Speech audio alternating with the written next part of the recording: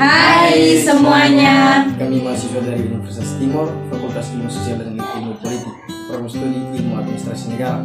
Sebelum masuk pada materi pembahasan kami, izinkan untuk memperkenalkan diri kami masing-masing. Saya Divisi Sekretaris Pinto, NIM 22210051. Saya Angrina Sera, NIM 22210027. Saya Francisca Raniati Pasi, NIM 22210050. Saya Elizabeth Bano, NIM 22210014. Saya Valentinus Seram, NIM 22210035. Saya Vivi Alemani, NIM 22210040. Saya Delvia Leki Seran, NIM 22210032. Sekian dari perkenalan diri kami. Yuk simak video kami yang membahas mengenai pengadaan pegawai.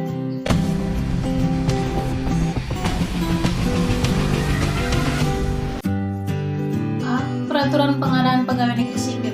Berdasarkan Peraturan Pemerintah Republik Indonesia Nomor 98 Tahun 2000 tentang Pengadaan Pegawai Negeri Sipil, Presiden Republik Indonesia menimbang bahwa untuk mengisi formasi yang lowong dan mendapatkan pegawai negeri sipil yang profesional, berkualitas serta mewujudkan objektivitas dalam pelaksanaan pengadaan pegawai negeri sipil, dipandang perlu mengatur kembali ketentuan mengenai pengadaan pegawai negeri sipil dalam peraturan pemerintah.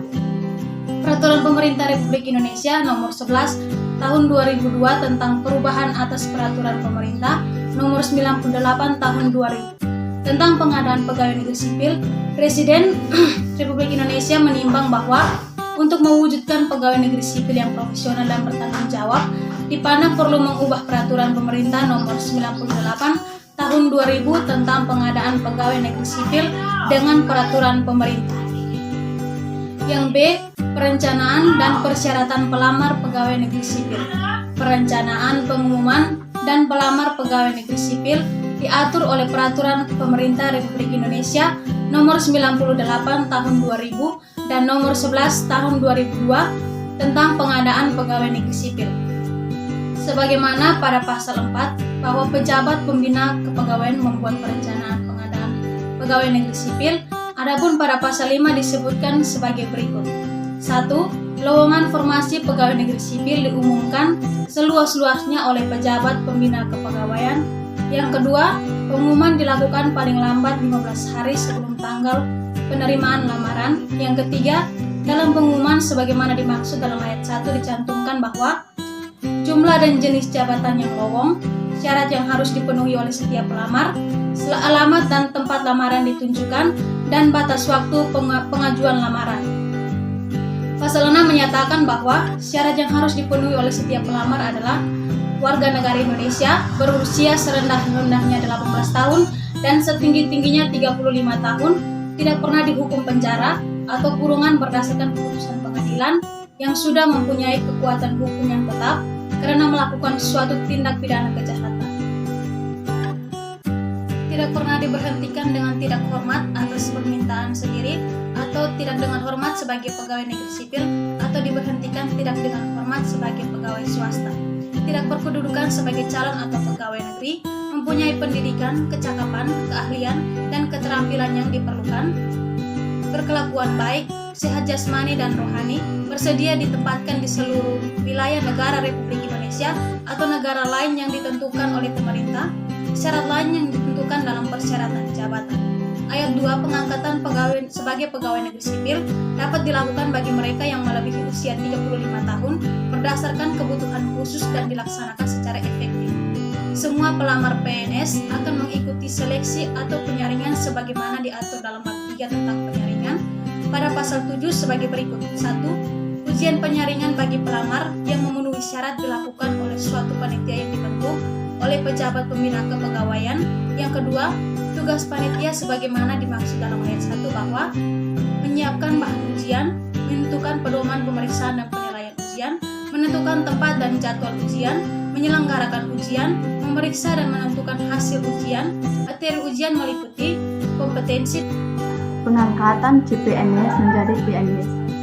Mengenai pengangkatan CPNS menjadi PNS, diatur dalam bab 5 pengangkatan calon pegawai negeri sipil menjadi pegawai negeri sipil pasal 14 yang menyebutkan sebagai bahwa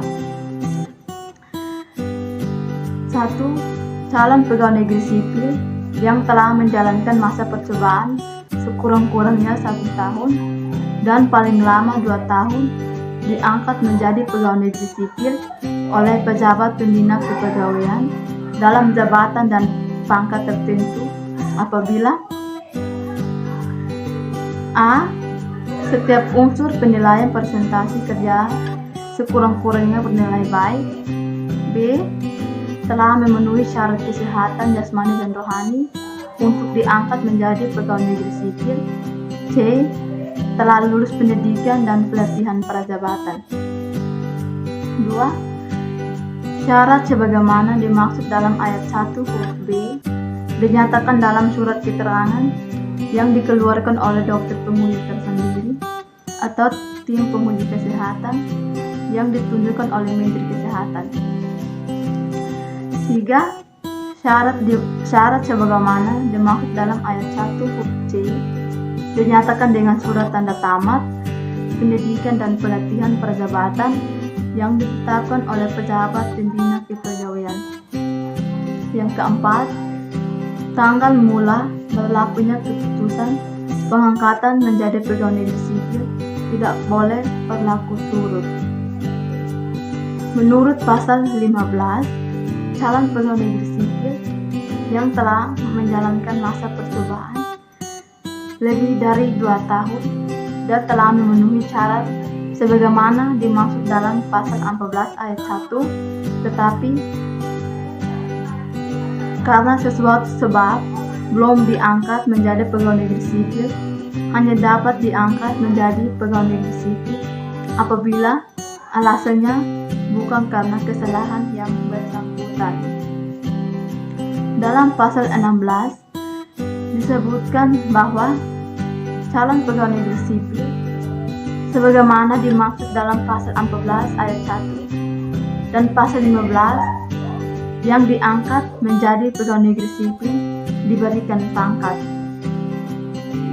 D. Pemberhentian calon pegawai negeri sipil. Pada pasal 18 disebut bahwa 1. Calon pegawai negeri sipil diberhentikan apabila A. Mengajukan permohonan berhenti. B. Tidak memenuhi syarat kesehatan. C. Tidak lulus pendidikan dan pelatihan prajabatan. D. Tidak menunjukkan kecakapan dalam melaksanakan tugas. E. Menunjukkan sikap dan budi pekerti yang tidak baik yang dapat mengganggu lingkungan pekerjaan. F. Dijatuhi hukum disiplin tingkat sedang atau berat. G. Pada waktu melamar dengan sengaja memberikan keterangan atau bukti yang tidak benar. 2. Calon pegawai negeri sipil yang diberhentikan karena ketentuan sebagaimana dimaksud dalam ayat 1 huruf A, B, C, D, E, dan J diberhentikan dengan hormat. Yang ketiga, calon pegawai negeri sipil yang diberhentikan karena ketentuan sebagaimana dimaksud dalam ayat 1 huruf G dan H diberhentikan tidak dengan hormat. Yang keempat, calon pegawai negeri sipil yang diberhentikan karena ketentuan sebagaimana dimaksud dalam ayat 1 huruf F dan diberhentikan dengan hormat atau tidak dengan hormat. Pada pasal 19 disebutkan bahwa pemberhentian sebagaimana dimaksud dalam pasal 18 ditetapkan oleh pejabat pembina kepegawaian. E. Formasi pegawai negeri sipil. Peraturan Pemerintahan Republik Indonesia Nomor 54 Tahun 2003, yaitu tentang perubahan atas Peraturan Pemerintahan Nomor 97 Tahun 2000 tentang Formasi Pegawai Negeri Sipil Presiden Republik Indonesia, menimbang bahwa dalam rangka perencanaan kepegawaian secara nasional serta terpenuhinya jumlah dan mutu pegawai negeri sipil pada satuan organisasi negara dipandang perlu mengubah Peraturan Pemerintah Nomor 97/2000 tentang Formasi Pegawai Negeri Sipil dengan Peraturan Pemerintah. Mengingat yang pertama, pasal 5 ayat 2 Undang-Undang Dasar 1945 dan Dan yang kedua, Undang-Undang Nomor 8 Tahun 1974 tentang pokok-pokok kepegawaian atau Lembaran Negara tahun 1974 Nomor 55 tambahan Lembaran Negara Nomor 30 sampai 41 sebagaimana telah diubah dengan Undang-Undang Nomor 43 tahun 1999. Dan yang ketiga, Undang-Undang Nomor 22 tahun 1999 tentang pemerintahan daerah atau Lembaran Negara tahun 1999 Nomor 60 tambahan Lembaran Negara Nomor 38 sampai 39 menetapkan peraturan pemerintahan tentang perubahan atas peraturan pemerintahan Nomor 97 tahun 2000 tentang formasi pegawai negeri sipil. Ketentuan pasal 1, 2, dan 3 diubah sehingga seluruhnya menjadi berbunyi sebagai berikut. Pasal 1 yang pertama, dalam peraturan pemerintahan ini yang dimaksud dengan formasi pegawai negeri sipil yang selanjutnya disebut dengan formasi adalah jumlah dan susunan pangkat pegawai negeri sipil yang diperlukan dalam suatu satuan organisasi negara untuk mampu melaksanakan tugas pokok dalam jangka waktu tertentu.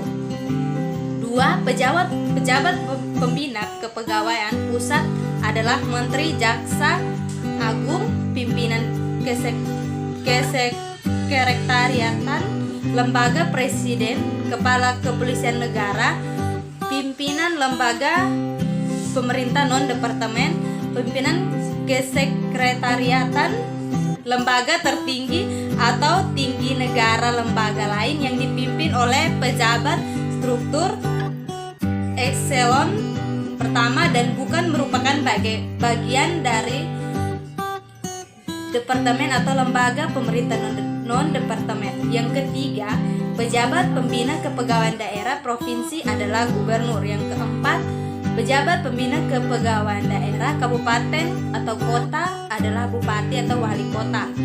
Pasal yang kedua, yang pertama, formasi pegawai negeri sipil secara nasional setiap tahun anggaran ditetapkan oleh menteri yang bertanggung jawab di bidang pendayagunaan aparatur negara setelah memperhatikan pendapat Menteri Keuangan dan pertimbangan Kepala Badan Kepegawaian Negara. A. Formasi pegawai negeri sipil pusat. B. Formasi negeri sipil daerah. Pasal 3, 1. Formasi pegawai negeri sipil pusat untuk masing-masing satuan organisasi pemerintah pusat setiap tahun. Anggaran ditetapkan oleh Menteri yang bertanggung jawab di bidang pendayagunaan aparatur negara setelah mendapatkan pertimbangan dari Kepala Badan Kepegawaian Negara. Yang kedua, formasi pegawai negeri sipil daerah untuk masing-masing satuan organisasi pemerintah daerah, provinsi atau kabupaten atau kota. Setiap tahun anggaran ditetapkan oleh kepala daerah masing-masing setelah mendapatkan persetujuan tertulis dari menteri yang bertanggung jawab di bidang pendayagunaan aparatur negara berdasarkan pertimbangan dari Kepala Badan Kepegawaian Negara. Yang ketiga, penetapan dan persetujuan formasi pegawai negeri sipil pusat dan formasi pegawai negeri sipil daerah sebagaimana dimaksudkan dalam ayat 1 dan ayat 2 dilakukan berdasarkan usul dari A. Pejabat pembina kepegawaian pusat dan B. Pejabat pembina kepegawaian daerah yang dikoordinasikan. Yang ke-F. Penetapan pegawai dan analisis jabatan. Prinsip penetapan pegawai adalah deritment of derit place atau penetapan orang yang tepat pada tempat yang tepat. Ada dua hal yang harus diperhatikan dalam prinsip ini, yaitu sebagai berikut. 1. Analisis tugas jabatan atau job analysis yang baik, artinya analisis yang menggambarkan ruang lingkup dan sifat-sifat tugas yang dilaksanakan suatu unit organisasi dan syarat-syarat yang harus dimiliki oleh pegawai yang akan menduduki jabatan di dalam unit organisasi itu. kedua, penilaian pelaksanaan pekerjaan atau kecakapan pegawai. Dari tiap-tiap pegawai yang terpelihara dengan baik dan terus-menerus. Dengan adanya penilaian pekerjaan ini dapat diketahui sifat, kecakapan, disiplin, dan prestasi kerja dari tiap-tiap pegawai. Sekalipun demikian, faktor kepercayaan dan loyalitas memegang peranan dalam menetapkan seseorang pegawai, terutama untuk kedudukan penting. Hal ini dikarenakan seseorang yang cakap dan mempunyai keahlian tinggi tetapi tidak dapat dipercaya dan tidak loyal akan menimbulkan kekacauan dalam organisasi. Selain itu, faktor objektif seperti kecakapan, keahlian, dan prestasi kerja harus lebih diutamakan daripada faktor subjektifnya. Analisis jabatan atau job analysis adalah proses membuat uraian pekerjaan untuk memperoleh keterangan yang diperlukan dalam memenuhi jabatan tertentu guna peningkatan mutu. Ada 3 cara pengumpulan informasi dalam menyusun job analysis, yaitu penyusunan daftar pertanyaan, wawancara, dan peninjauan oleh penganalisis jabatan. G. Penentuan kebutuhan pegawai. 1. Penentuan kebutuhan. Penentuan kebutuhan adalah kegiatan untuk menentukan jumlah dan kualitas pegawai yang diperlukan dalam suatu organisasi. Langkah pertama untuk menentukan kebutuhan adalah menyusun jenjang kepangkatan dan formasi. Formasi ini yaitu sebagai berikut. A. Formasi pegawai negeri sipil adalah jumlah susunan pangkat pegawai negeri sipil yang diperlukan oleh suatu satuan organisasi negara agar melaksanakan tugas pokok untuk jangka waktu tertentu yang ditetapkan oleh menteri yang bertanggung jawab dalam bidang penertiban dan penyempurnaan aparatur negara. B. Formasi anggaran adalah jumlah pegawai dalam suatu organisasi yang didasarkan atas anggaran belanja pegawai yang tersedia. Formasi anggaran ini kurang mencerminkan realitas kebutuhan. Dalam penyusunan formasi, ada beberapa hal yang perlu diperhatikan, yaitu dasar penyusunan formasi, sistem penyusunan formasi, analisis kebutuhan pegawai negeri sipil, anggaran belanja negara yang tersedia. Dalam penyusunan formasi, yang umumnya digunakan adalah sebagai berikut. A. Jenis pekerjaan adalah jenis pekerjaan yang harus dilakukan oleh suatu unit organisasi dalam melaksanakan tugas pokoknya. B. Sifat pekerjaan yang ditinjau dari beberapa hal seperti waktu pekerjaan, pemusatan perhatian, dan risiko pribadi yang mungkin timbul dalam melaksanakan pekerjaan. Misalnya, penentuan jenis pekerjaan yang dapat dikerjakan pada jam kerja dan jenis pekerjaan yang harus dikerjakan secara terus-menerus. C. Perkiraan beban kerja adalah frekuensi kegiatan rata-rata jenis pekerjaan pada jangka waktu tertentu. D. Perkiraan kapasitas pegawai, yaitu perkiraan kemampuan rata-rata satu orang pegawai untuk menyelesaikan jenis pekerjaan dalam jangka waktu tertentu. Perkiraan kapasitas pegawai perlu diketahui untuk menentukan jumlah pegawai yang diperlukan masing-masing pekerjaan. Perkiraan kemampuan rata-rata satu orang pegawai untuk menyelesaikan jenis pekerjaan dalam jangka waktu tertentu. Perkiraan kapasitas pegawai perlu diketahui untuk menentukan jumlah pegawai yang diperlukan masing-masing pekerjaan. B.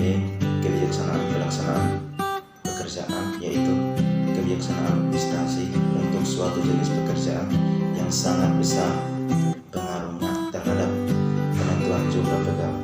Misalnya, pekerjaan pembuatan jalan digolongkan kepada pihak lain sehingga pemerintah tidak memerlukan pegawai golongan 1, tetapi yang diperlukan adalah pegawai golongan 3 dan golongan 4 sebagai tenaga perencanaan dan pengawas yang jumlahnya sedikit dan kualitasnya tinggi. F. Jenjang penunjang jumlah jabatan dan pangkat yang tersedia dalam suatu organisasi. Hal ini mempunyai pengaruh dalam suatu organisasi dan dalam penyusunan formasi, karena piramida jabatan dan pangkat yang serasi merupakan salah satu syarat mutlak untuk terpeliharanya suatu organisasi yang baik. Semakin tinggi jabatan, semakin terbatas jumlahnya, sehingga semakin terbatas pula pegawai negeri sipil yang mencapai jabatan atau pangkat yang lebih tinggi. G. Alat yang tersedia atau diperkirakan tersedia dalam melaksanakan tugas. Semakin tinggi mutu peralatan dan peralatan tersedia dalam jumlah yang cukup dapat mengakibatkan semakin sedikit jumlah pegawai negeri sipil yang dibutuhkan untuk mengerjakan jenis pekerjaan tertentu. Hal ini justru kualitas pegawai negeri sipil semakin baik. 2. Penyusunan formasi. Pada umumnya dua sistem penyusunan formasi yang umum digunakan yaitu sebagai berikut. A. Sistem sama. Sistem ini menentukan jumlah dan kualitas pegawai yang sama bagi semua unit organisasi dengan tidak memperhatikan besar kecilnya beban kerja. Sistem ini umumnya digunakan pada organisasi yang sudah distandarisasi seperti ABRI. Setiap batalion infanteri mempunyai jumlah personel yang sama dengan tidak memperhatikan tempat batalion itu ditugaskan. B. Sistem ruang lingkup. Sistem ini menentukan jumlah dan kualitas pegawai berdasarkan jenis, sifat, dan beban kerja yang dipikulkan pada unit organisasi itu. Menurut sistem ini, walaupun tingkat unit organisasi sama, jika beban kerja berbeda, akan berbeda pula jumlah pegawai yang ditentukan bagi tiap-tiap organisasi itu. Analisis kebutuhan pegawai. Tujuan analisis kebutuhan pegawai adalah sebagai usaha agar setiap pegawai yang ada pada setiap unit organisasi mempunyai pekerjaan. Alat untuk membuat analisis kebutuhan pegawai negeri sipil diantaranya uraian jabatan atau job description yang tersusun rapi. Dengan adanya uraian jabatan dapat diketahui jenis jabatan, ruang lingkup, tugas yang akan dilaksanakan, sifat pekerjaan, syarat pejabat, dan perkiraan kapasitas pegawai dalam jangka waktu tertentu. 4. Analisis tugas jabatan. Analisis tugas jabatan adalah suatu pemetaan secara mendalam dan sistematis terhadap suatu pekerjaan atau tugas jabatan. Berdasarkan uraian jabatan tersebut dapat dilakukan hal berikut. Yang pertama, penilaian tugas jabatan atau job evaluation untuk keperluan penentuan penilaian pelaksanaan pekerjaan atau kecakapan pegawai. Penilaian ini diperlukan untuk menentukan skala gaji dan syarat gaji dan syarat kenaikan pangkat. Yang berikutnya adalah penggolongan tugas jabatan atau job classification untuk mengadakan penggolongan jabatan dan pangkat atau position classification. Penggolongan jabatan dan pangkat. Penggolongan jabatan dan pangkat merupakan usaha penyelenggaraan wilayah jabatan atas dasar persamaan tugas dan tanggung jawab. Penggolongan ini dipakai sebagai dasar perlakuan yang sama dalam hal pengangkatan, pemberian gaji atau upah, dan proses-proses kepegawaian lainnya. Penggolongan jabatan dapat dibedakan dalam bentuk sebagai berikut. Yang pertama, penggolongan menurut tugas dan tanggung jawab yang diserahkan kepada pegawai itu bekerja. Yang kedua, penggolongan menurut tingkat, artinya jabatan dikelompokkan menurut kualitas dan jumlah orang-orang yang diserahi tugas dan tanggung jawab tersebut. Analisis tugas jabatan atau job analysis menghasilkan uraian jabatan dan menjadi alat untuk melakukan penggolongan tugas jabatan atau job classification, yaitu tugas jabatan yang sama nilainya. Artinya, tanggung jawab dan syarat pengetahuan serta kecakapan yang harus dimiliki sama besar dan dikelompokkan menjadi satu golongan. Pengelompokan ini dilakukan terhadap berbagai jenis pekerjaan sehingga diperoleh berbagai tingkat dari berbagai jenis pekerjaan dalam akademis yang sejajar atau berjumlah. Sekian hasil video presentasikan pada kesempatan ini. Semoga bisa bermanfaat untuk kita semua. Dan terima kasih untuk yang sudah menonton. Jangan lupa like, share, komen, dan subscribe.